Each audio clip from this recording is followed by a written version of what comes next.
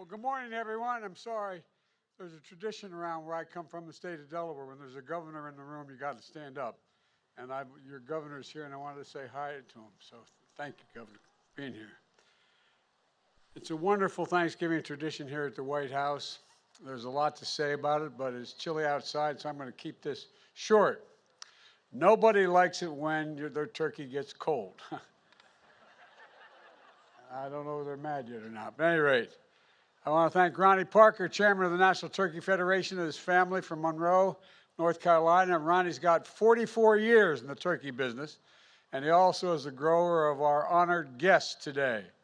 And Lexi, he got a lot of help from Lexi, a fourth-generation member of the ranch where the turkeys were raised and prepared for this very day. They don't know what the verdict, I'm not sure of the verdict yet, but we're going to find out in a minute. They listen to a lot of music, I'm told, in order to prepare for the crowd noise today. That's real hard work. And they interacted with the children to show their softer side. Sounds like another flock hoping to come to Washington in 2024. Look, we're joined by another special guest, and that is for what is the largest national turkey presentation ever held at the White House. My dear friends, I can introduce them again, Roy Cooper and First Lady Kristen Cooper here. Truly fantastic leaders. Say hi, man. We're also joined by Congressman Dan Bishop. Where are you, Danny? Hey, Dan, welcome. Great to see you here. Thank you. And from the 9th District of North Carolina.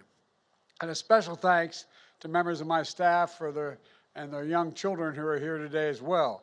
Matter of fact, if you look, you see that dog up in the balcony there, that German Shepherd? That's my dog, Commander.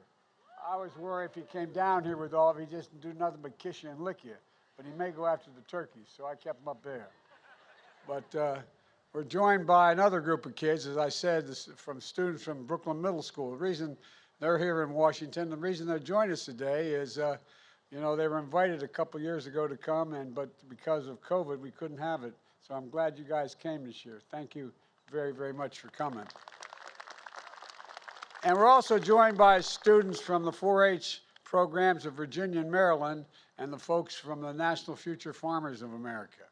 I want to thank them for being here as well. But before I gobble up too much time, I didn't mean to get started, man. Don't start on it. And by the way, that's my grandson, Bo, up there, and my granddaughter. Don't let him jump.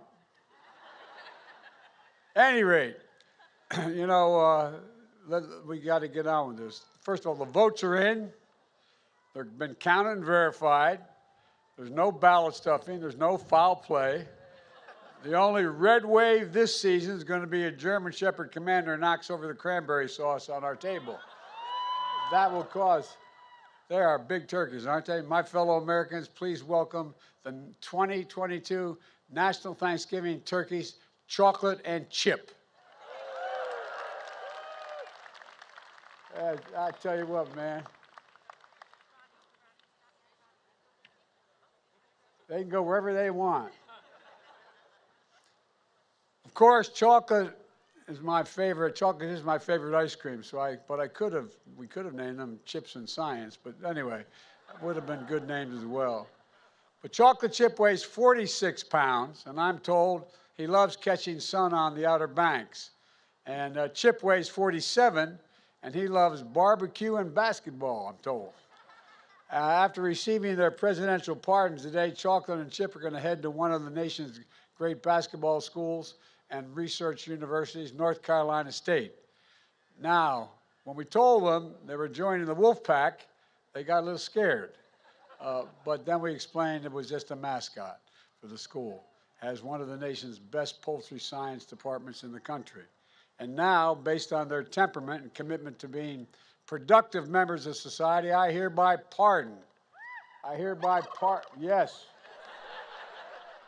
I hereby pardon Chocolate and Chip. Which one's Chocolate? Who's Chip?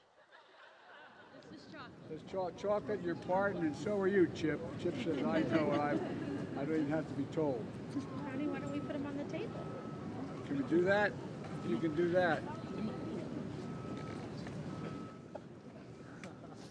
That's a big bird, man. We have more chickens than anybody in the nation in Delaware, but we don't have turkeys. Look at this. God love you. Now, this is chocolate, right?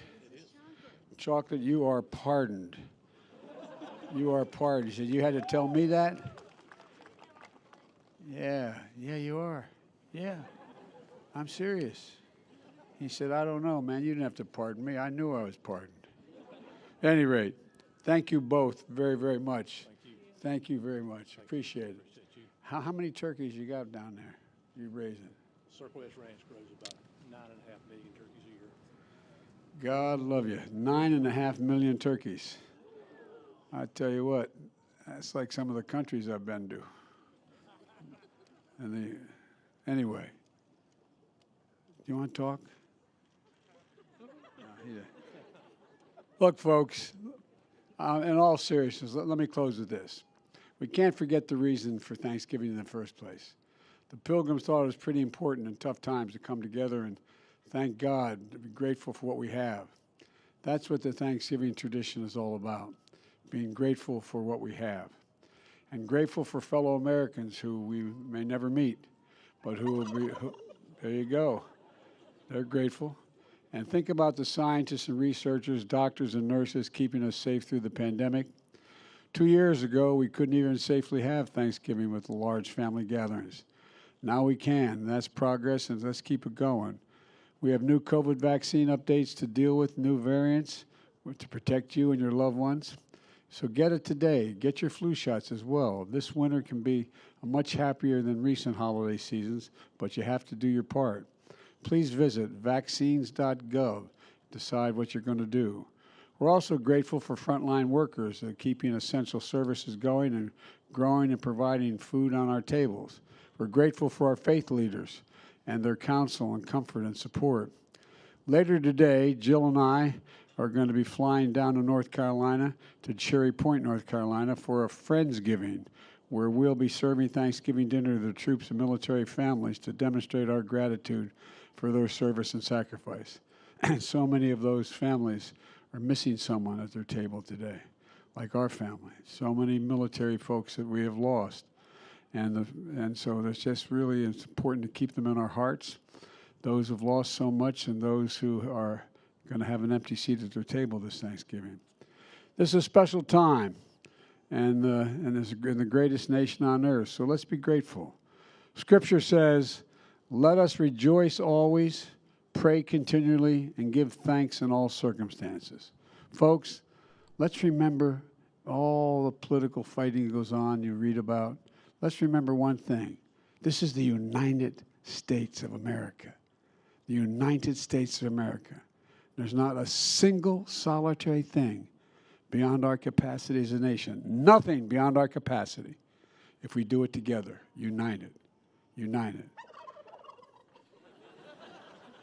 You picked two great turkeys.